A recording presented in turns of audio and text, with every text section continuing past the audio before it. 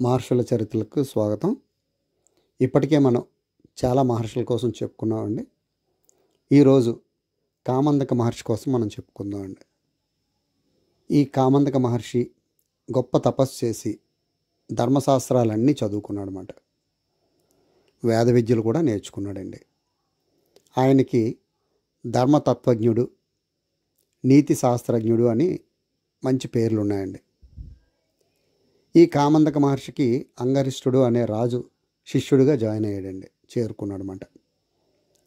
ఆ రాజు 4 రకాలైన పురుషార్థాల గురించి, అంటే పురుషార్థాలు అంటే అందరికీ తెలిసిందే, ఇది ధర్మం, అర్థం, కామం, మోక్షం, ఈ 4 గురించి తెలుసుకోవటానికి ఈ అంగరిష్ఠుడు ఈయన దగ్గర శిష్యుడిగా జాయిన్ అయ్యాడు అన్నమాట. మనం కూడా కొన్ని విషయాలు అర్థం చేసుకోగలమేమో చూద్దాం.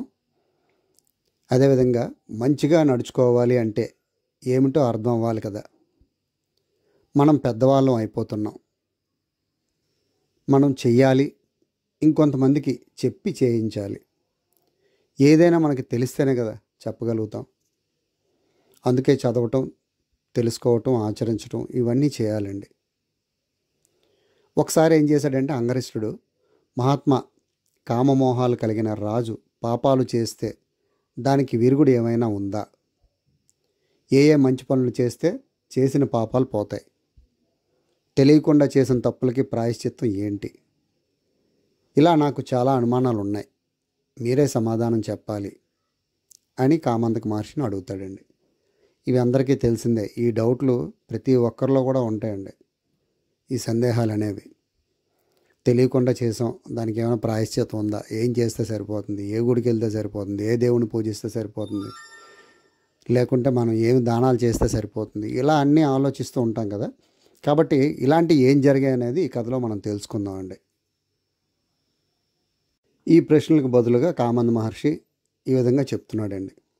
రాజా, ధర్మార్థ కామాలు ఒకదానికొకటి సంబంధం కలిగి ఉంటాయి. అర్థమునకు మూలం ధర్మం, ఫలం కామం, వీటికి సంకల్పం కారణం.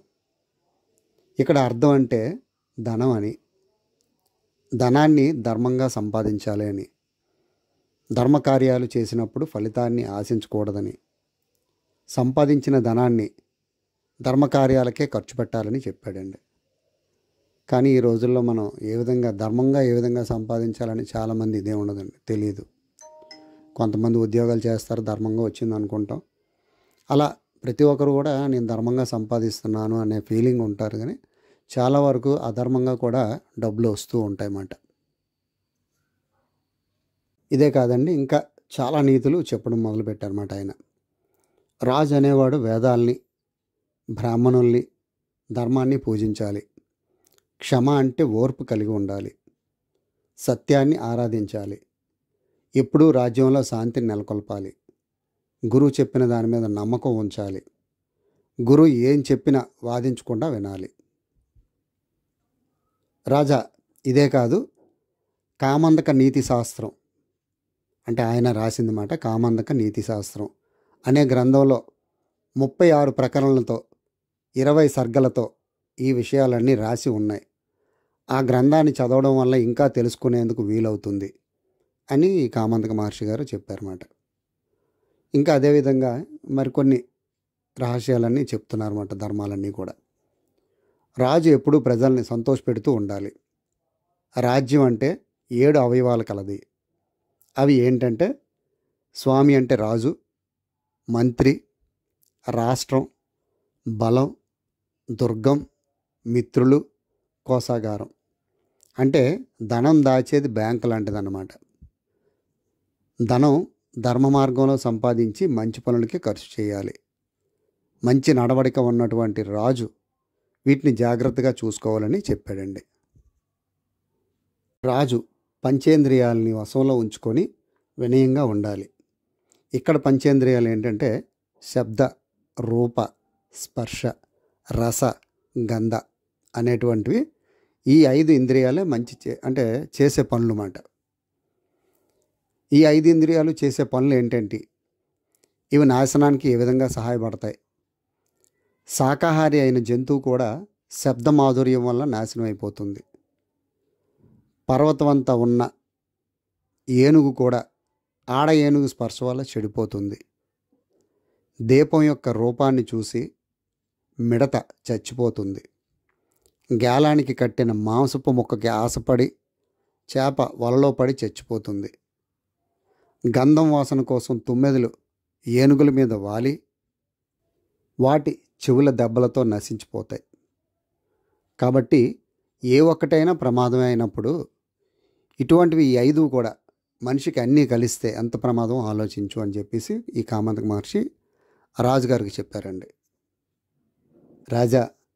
రాజు ఎప్పుడూ వేట, జోదము, పానము తప్పకుండా విడిచిపెట్టాలి. వీటికి బానిసలైన వాళ్ళు ఎంత గొప్ప వాళ్ళైనా, అంటే పాండురాజు, నలమహారాజు, యాదవులైన సాంబాదులు ఎలా నాశనం అయ్యారో నీకు తెలుసు కదా.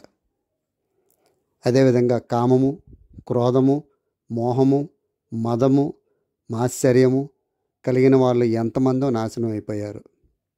విద్యతో పాటు వినయం, న్యాయం, ధర్మం మొదలైన మంచి లక్షణాలు కలిగిన రాజు మేలిమి బంగారంలా రాణిస్తాడు. కామంతక మహర్షి కామాంతక నీతి శాస్త్రం అనే గ్రంథాన్ని రాశారండి. దానిలో ప్రజల్ని పరిపాలించేవాడు ఎలా ఉండాలి అంటే రాజులు చాలా బాగా వివరించారన్నమాట. అప్పుడైతే రాజులు ఉండేవారు, కానీ ఇప్పుడు పరిపాలన మారిపోయింది. రాజకీయ నాయకులు ఎక్కువైపోయారు కదా, అందువల్ల పరిపాలన మారిపోయిందండి.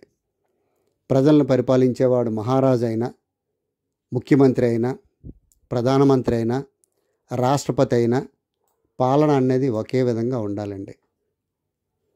కాబట్టి ఈ కామాంతక నీతి శాస్త్రం అప్పటి రోజుల్లోనే కాదు, ఈ రోజుల్లో కూడా చక్కగా ఉపయోగపడుతుంది. ఎవరు చదువుతారండి?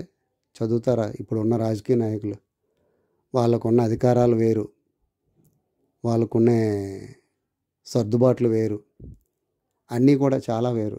వాళ్ళు ఏవి పట్టించుకోరు కూడా. అంటే ఈ కామంతక మహర్షి చెప్పింది ఏంటంటే మనిషి మంచిగా ఉండాలి, డబ్బు ధర్మంగా సంపాదించాలి, మనం తిన్నాక మిగిలింది ధర్మకార్యాలకి ఉపయోగించాలి.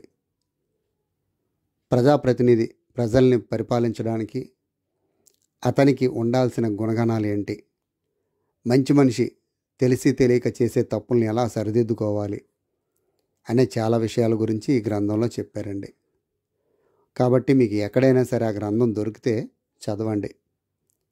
మనం టీవీల ముందు కంటే గ్రంథాలయాల్లో ఎక్కువ సమయం గడిపితే ఇటువంటి విషయాలన్నీ తెలుసుకోవచ్చండి. ముందు మనం తెలుసుకుంటేనే కదా వేరే వాళ్ళకి ఎవరికైనా చెప్పగలం. అంటే మన తర్వాత తరం వాళ్ళకి, పిల్లలకి కానీ ఇంకా వాళ్ళ పిల్లలకు కానీ మనం చెప్పగలిగేది ఉన్నదంటే, కాబట్టి ఇటువంటి శాస్త్రాలన్నీ మనం కూడా తెలుసుకొని నేర్చుకొని అవలంబించాలి. అవలంబించినప్పుడు మాత్రమే మనం వేరే వాళ్ళకి చెప్పగలమన్నమాట. కాబట్టి ఇటువంటి శాస్త్రాలు చదివినా చదవకపోయినా ఇటువంటి కథలు వినటం వలన మనకి జీవితంలో మంచి అనేది జరుగుతుందన్నమాట. చేసిన పాపాల్లో కొన్నైనా పోతాయి. కాబట్టి ఇటువంటివన్నీ ఆలకించాలండి క్లియర్గా. జై శ్రీరామ్.